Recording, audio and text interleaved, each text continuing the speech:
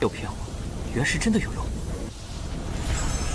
放下南天路，尸骨若乱，心蹉跎无归处。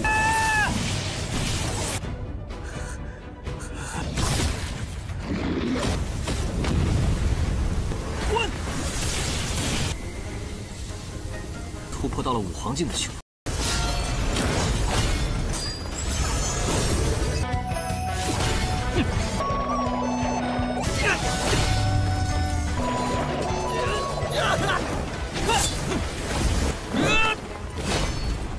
和猿猴比速，是，只要圣主觉得，既然我的出现，好。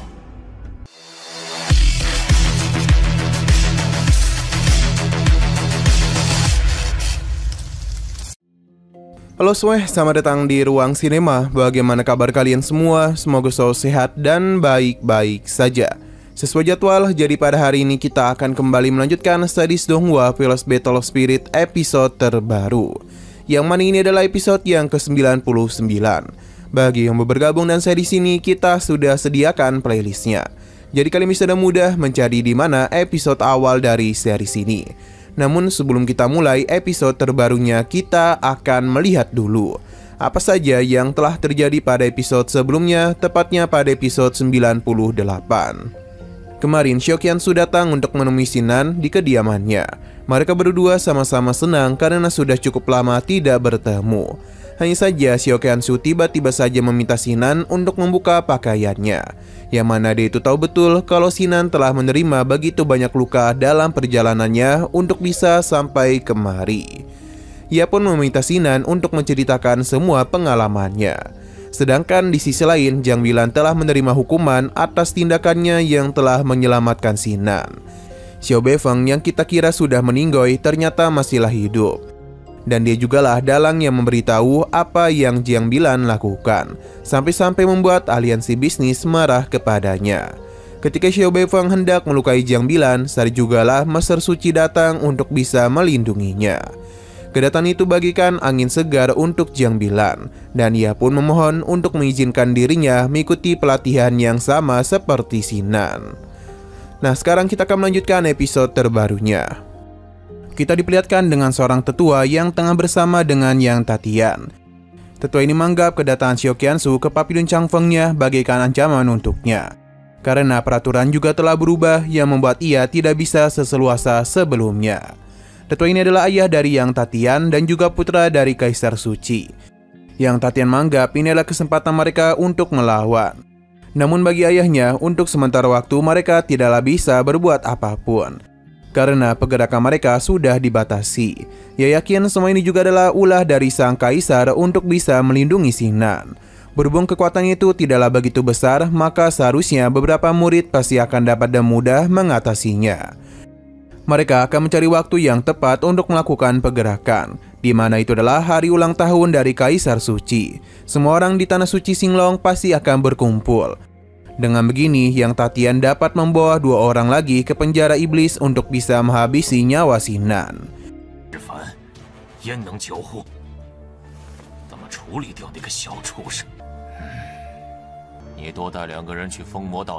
Di sisi lain terlihat kalau Sinan tengah berada di penjara iblis, yang mana ia terus berhadapan dengan para iblis yang muncul untuk bisa menghabisinya. Namun dengan kekuatan yang saat ini Sinan miliki, mereka bukanlah ancaman yang besar. Dengan begini, gelombang serangan pun telah berhasil dirinya atasi, dan ini adalah waktunya bagi Sinan untuk beristirahat.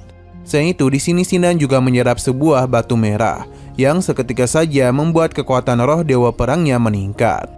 Kaisar Suci tidaklah berbohong karena batu merah ini memang membantu perkembangan bagi roh dewa perangnya.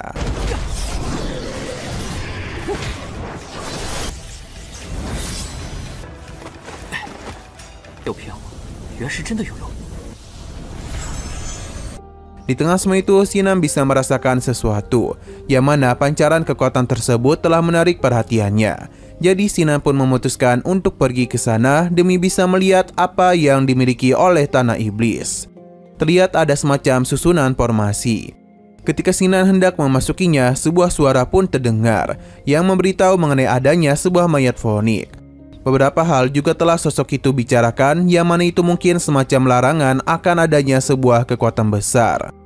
Tiba-tiba saja energi yang berkumpul di sini masuk ke dalam tubuh Sinan. Rasa sakit yang luar biasa pun telah dia alami. Entah apa yang terjadi itu, dan kita pun dibawa masuk ke dalam diri Sinan, yang mana terdapat dua kekuatan yang tengah beradu. Ini juga telah menciptakan sedikit ledakan kekuatan. Sinan sadar betul kalau emosi dari Dewa Perang muncul secara alami.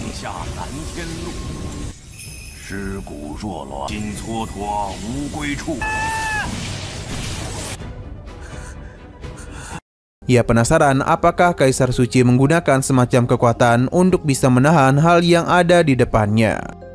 Masalah tidak berhenti sampai di situ saja, karena dari bawah altar muncullah sosok monster iblis yang berukuran cukup besar. Ketika makhluk itu hendak menyerangnya, untung saja roh Dewa Perang dengan sigap melindungi tuannya.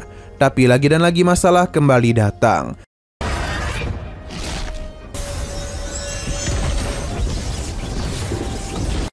Sinan berpindah ke sisi Kaisar Suci, yang mana dia merasa semua berjalan dengan lancar. Seorang murid pun datang untuk memberitahu kalau pintu utama di Aula Xinglong telah berhasil dibuka. Mungkin pada sore hari nantinya mereka akan merayakan ulang tahun dari Kaisar Suci. Kaisar Suci paham dan dia pun akan keluar. Sedangkan untuk Sinan sendiri masihlah terus melakukan pertarungan dengan para monster iblis. Meskipun tubuh mereka sangatlah besar, namun itu tidaklah menjadi masalah untuknya. Roh Dewa Perang juga tidaklah lupa memberikan bantuan kepada tuannya. Kekuatan yang Sinan miliki sepertinya telah mengalami peningkatan besar. Bahkan para monster ini tidaklah bisa berbuat apa-apa di hadapannya. Dengan sekali serangan saja, Sinan mampu mengalahkan pasukan monster iblis.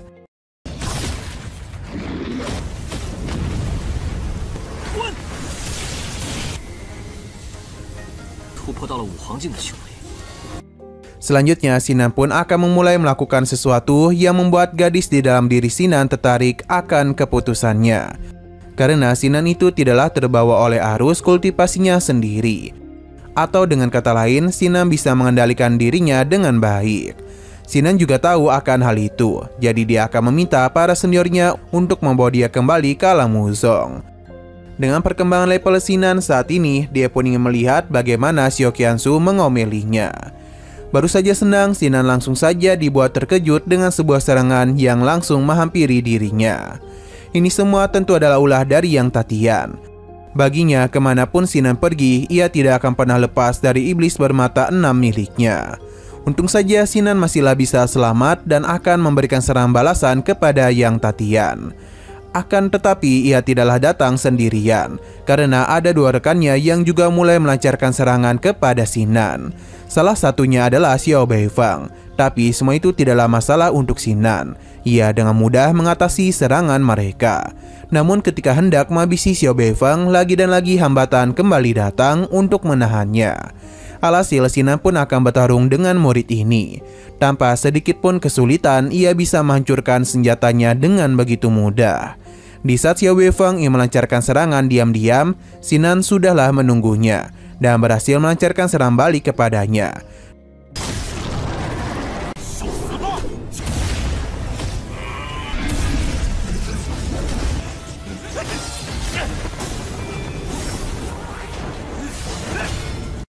Dengan kekuatan Sinan saat ini, mereka bertiga bukanlah apa-apa. Malahan ia menjadi senang karena dengan kehadiran mereka, ia bisa menguji kekuatan barunya. Meskipun mereka bertiga bergabung sekalipun, bagi Sinan itu tidaklah cukup untuk mencabut nyawanya. Ia bahkan mempersilahkan mereka untuk mencoba.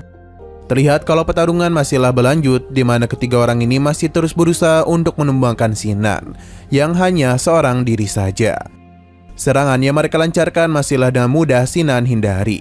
Akan tetapi terlihat dengan jelas kalau Xiao Beifang sedang menyiapkan sebuah serangan.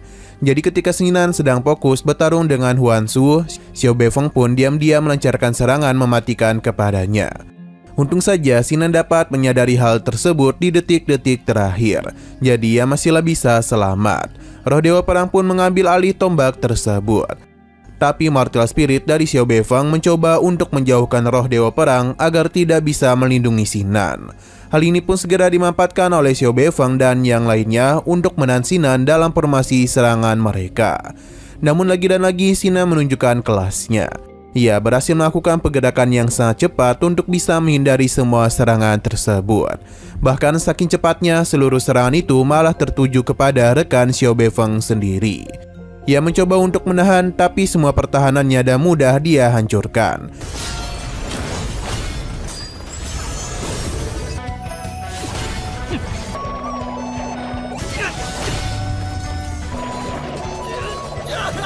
Walaupun begitu, Huan Su masihlah belum menyerah. Ia kembali lagi menyiapkan serangan dengan pedang besar miliknya. Ia pun telah menciptakan pusaran angin yang besar untuk menyeret Sinan ke dalam serangannya. Alih-alih takut, Sinan justru masuk ke dalam pusaran tersebut untuk bisa menghabisi Huan Su dalam satu kali serangan saja. Setelah Huan Su tumbang, selanjutnya Sinan dan cepat mengincar Xiao Beifeng untuk bisa menumbangkannya. Rencana Sinan berhasil dan Xiao Beifeng kembali menerima luka serius.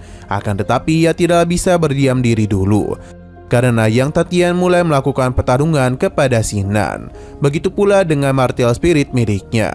Namun di hadapan kekuatan roh dewa perang, semua itu tidak ada gunanya. Martial spirit Yang Tatian dan mudah diatasi oleh roh dewa perang. Hal yang sama juga Sinan lakukan. Perlahan-lahan namun pasti ia mulai mendominasi jalannya pertarungan. Akan tetapi Yang Tatian ternyata memiliki kemampuan bertarung yang cukup hebat. Namun sebenarnya bukan dia yang hebat juga, melainkan Sinan yang sudah cukup kewalahan. Melihat kesombongan Yang Tatian, Sinan pun menggunakan pergerakan cepatnya, yang seketika saja membuat Yang Tatian panik. Hanya saja ketika Sinan berhasil melancarkan serangan kepadanya, Yang Tatian itu pun menghilang.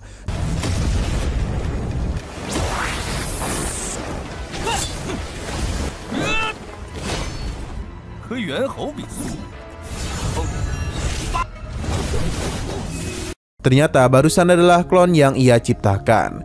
Sedangkan tubuh asli Yang Tatian bersembunyi. Semua ini tidaklah menjadi masalah untuk Sinan, karena dengan keluar tubuh aslinya, Yang Tatian pun bisa dan mudah menumbangkannya.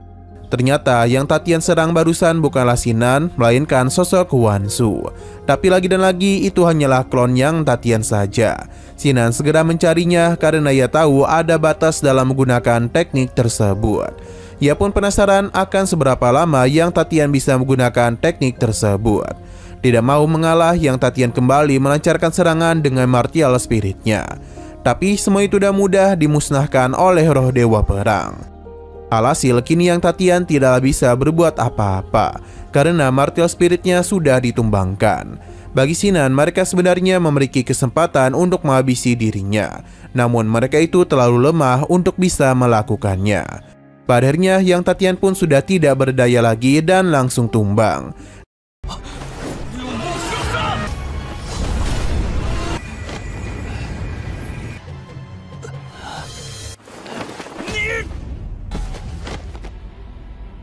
Dengan begini seharusnya pertarungan sudahlah berakhir. Setidaknya itulah yang sempat Sinan pikirkan. Sampai akhirnya tetua Yang pun datang. Gadis di dalam diri Sinan menyarankan dia untuk menghindari serangan tersebut, karena itu sangatlah kuat. Nah, seketika saja kita dibawa ke beberapa waktu sebelumnya, di mana Sinan berbicara dengan Kaisar Suci untuk menjalankan sebuah rencana, di mana Sinan sudah menyadari ada yang tidak beres sedang terjadi di tanah suci Xinglong. Ia mengetahui hal itu ketika berhadapan dengan Zhao Feng yang tengah kesurupan.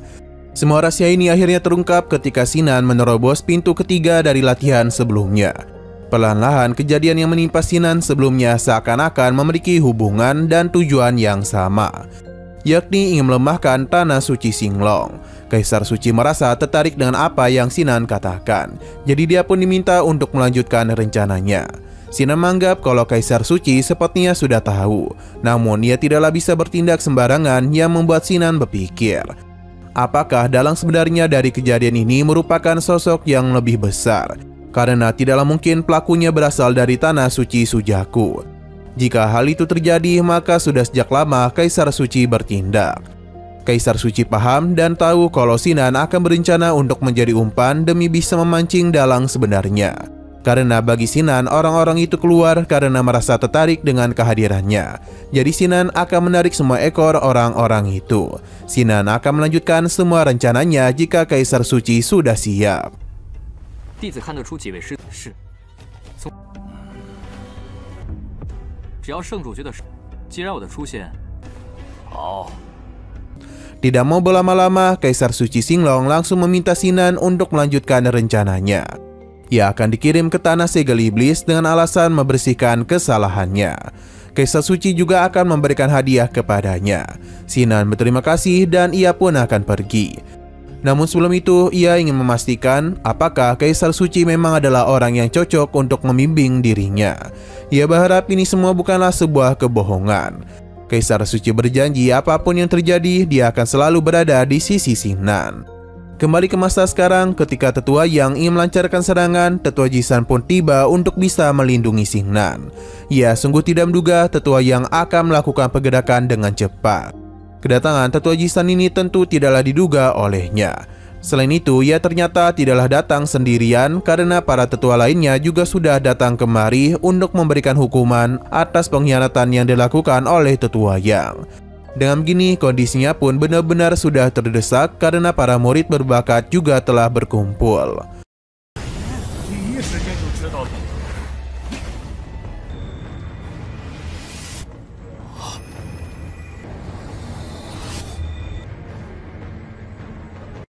Nah, sayang sekali lagi seru-serunya, episodenya pun harus bersambung dulu.